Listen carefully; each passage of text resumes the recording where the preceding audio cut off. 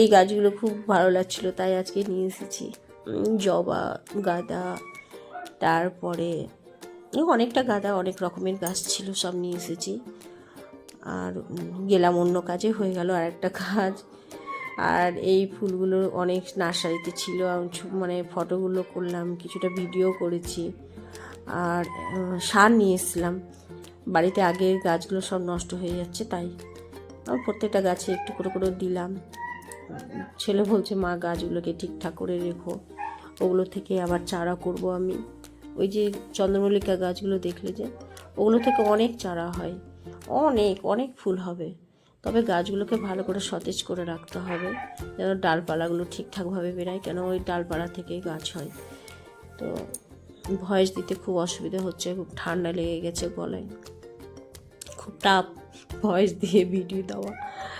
তো যাই হোক, দিতেই হবে, মিউজিক ভিডিও চলবে না, ভয়েস দিয়ে ভিডিও দিলে সেটা নাকি কপিরাইট আসে না। এই গাছগুলোও নিয়ে এসেছিলাম, সেই গাছগুলোকে আমি লাগালাম। লাগানোর পরে এই জবাটাও নিয়েছিলাম, এই জবাটাও লাগালাম, নিয়ে এসেছি। অনেক কটাই গাছ নিয়ে এসেছি, দিয়ে একটা একটা করে গাছগুলোকে লাগালাম, সব গাছগুলোকে দিয়ে। শুধু গাছ লাগানোর তো কাজ নেই না, গাছ লাগানোর আগে অনেক কাজ করতে হয়েছে। বস্তাতে মাটি ছিল, অনেকগুলো মাটিটা ছাদে ঢাললাম, ঢেলে নিয়ে এরকম প্রত্যেকটা গোটা গোটা হয়ে গেছে, ওটাকে ভেঙে ভেঙে ঠিক করলাম। দিয়ে যে সারগুলো নিয়ে এসেছি, এই গাছগুলো হয়ে গেছে বস্তাতে, মানে মাটির বস্তার ভেতরে। তো যাই হোক, এটা আমি সারটা নিয়ে এসেছিলাম দোকান থেকে নিয়ে এসে সারটা দিয়ে মাটিটাকে ভালো করে মিক্সড করলাম।